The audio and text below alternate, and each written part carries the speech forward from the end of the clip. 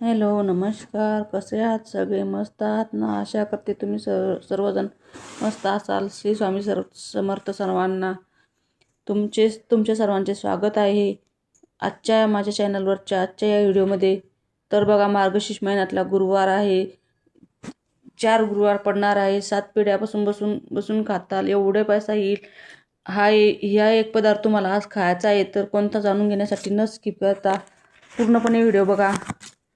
तर चला, आज तुम्हाला सकाळी लवकर उठून उंबरठा पूजन वगैरे सडा टाकायचा आहे, रांगोळी काढायची आहे, तुळसाबाईची पूजा करायची आहे आणि तुळसाबाईला हळद कुंकू व्हायचं आहे. घरामध्ये स्वच्छ जागा करून स्वास्तिक काढायचे, त्याच्यामध्ये चौरंग ठेवायचा आहे, चौरंगावर लाल कपडा हातरायचा आहे, कपड्यावरती 2 पानं ठेवायचे नागलीची, त्याच्यावरती 1 सुपारी ठेवायची आहे आणि लक्ष्मी मातेचं श्रीयंत्र जर तुमच्याकडे असेल तर श्रीयंत्र ठेवायचं आहे. नसेल तर मूर्ती पण ठेवली चालेल किंवा तुम्ही नारळाची देवी पण तयार केली तरीही चालेल. अशा प्रकारे तुम्हाला देवी स्थापन करायची आहे. तिच्या समोर लाल सुपारीचं गणपती तयार करायचा आहे आणि कलश स्थापन करायचा आहे. आज तुम्हाला स्वच्छ मनाने पूजा करायची आहे आणि संध्याकाळी दिवसभर फळं वगैरे खायचे आहे आणि तिखट मीठ चालत असते.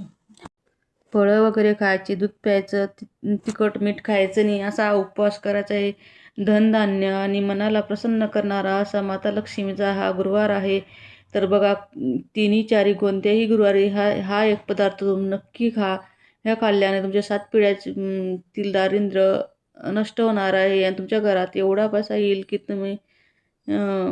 तुमच्या घरी माता लक्ष्मी प्रसन्न होईल आणि लक्ष्मी माता स्थिर राहील.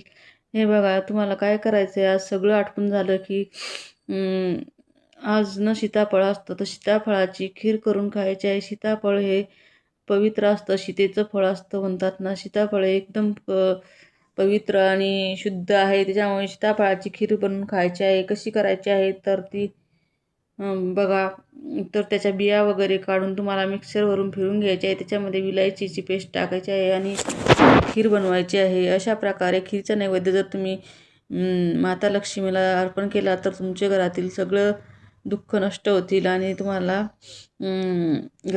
घरामधील लक्ष्मी माता स्थिर होईल. हे बघा, याच्यासोबतच तुम्ही तांदूळाची खीरही करू शकता. अजून तांदूळाची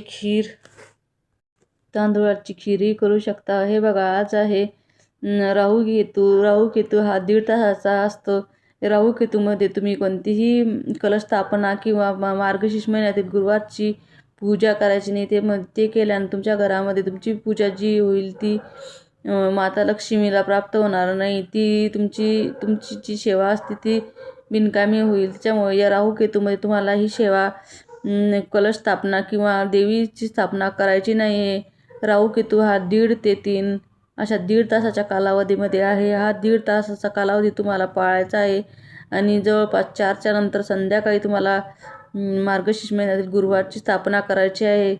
मी सांगितल्याप्रमाणे विड्याचे पानं देवा प्रज्वलित करून तुम्हाला बाकीची देवी वगैरे स्थापन करायची आहे आणि सुवासिनी महिलांना बोलून त्यांचा मान सन्मान करून जर तुमच्या घरी कोणी सुवासिनी महिला आली तर तिचे मान सन्मान करून तिला हे करायचं आहे. अशा प्रकारे तुम्हाला आजचा दिवस एकदम याच्यात घालवायचा आहे, कारण की आज कोणतेही काम केले, तुम्ही एखादा उपाय केला तर माता लक्ष्मीचा दिवस असल्यामुळे तुम्हाला यश येईल. तुमच्या घरातील सर्व काही दुःख नष्ट होतील आणि तुमच्या घरात लक्ष्मी स्थिर होईल. आणि हे बघा, आज उंबरठा पूजनही करायचं आहे. उंबरठा पूजन करून धूप अगरबत्ती उंबरठ्याला हे करायचे आहे.